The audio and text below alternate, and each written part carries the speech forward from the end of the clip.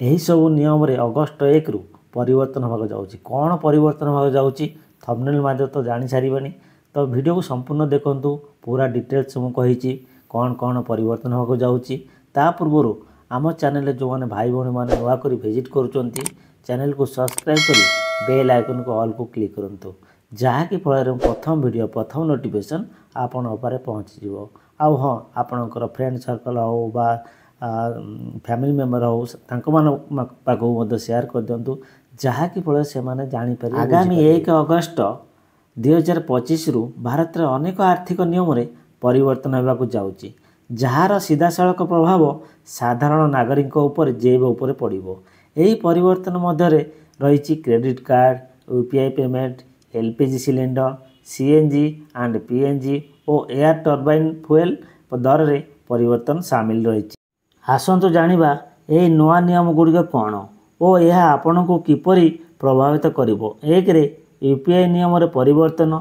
भारतीय राष्ट्रीय पेमेंट निगम NPCI UPI ecosystems रे दबाण कमाइबा एवं पेमेंट विलंब किंबा विफल लेनदेन जनित समस्या ह्रास करने नुआ नियम जारी रही।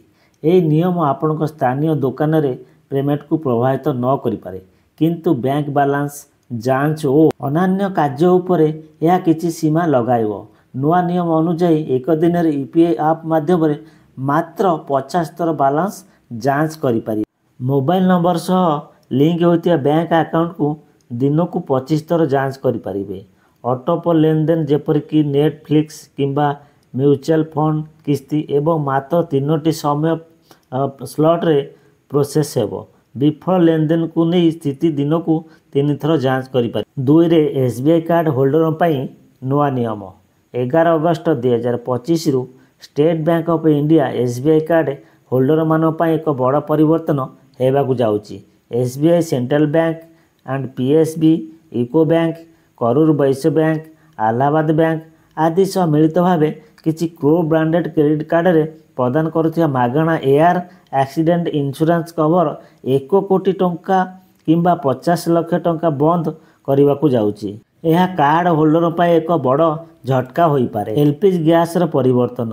1 अगस्ट रु घर एवं वाणिज्य एलपीजी सिलिंडर दर रे परिवर्तन हो पारे। गत जुलाई 1 तारिख रे 19 किलोग्राम वाणिज्य सिलिंडर रे दर 60 टंका ह्रास करा जायतिला। आशा करा जाउछि जे एही अगस्ट रु 14 किलोग्राम घरोई एलपीजी सिलिंडर दर रे मध्य ह्रास हो पारे। सीएनजी और पीएनजी दर परिवर्तन।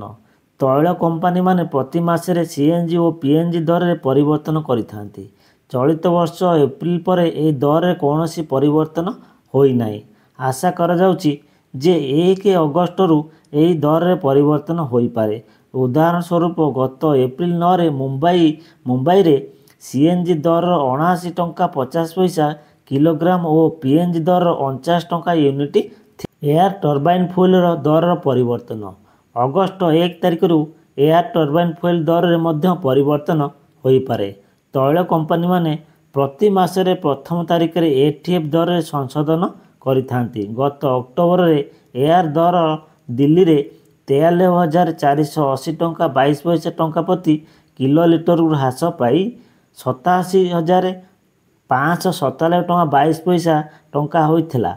यही परिवर्तन विमान यात्रा खर्च को प्रभावित करिथिला। आजिर अपडेट सरकार जो अपडेट देथांती मु प्रथम आनिया पे चेष्टा करते आपण सामने रखिया पाई। तो जदि वीडियो हमर भल लागि थाए ता निश्चय लाइक शेयर सब्सक्राइब करिया को जमा भूलिबेनी। आ सांग साथी परिवार को शेयर कर दियंतु, जहाँकि फल से जानी पारे बुझी पारे। फिर देखा गोटे वीडियो रे। तो रहउची जय जगन्नाथ।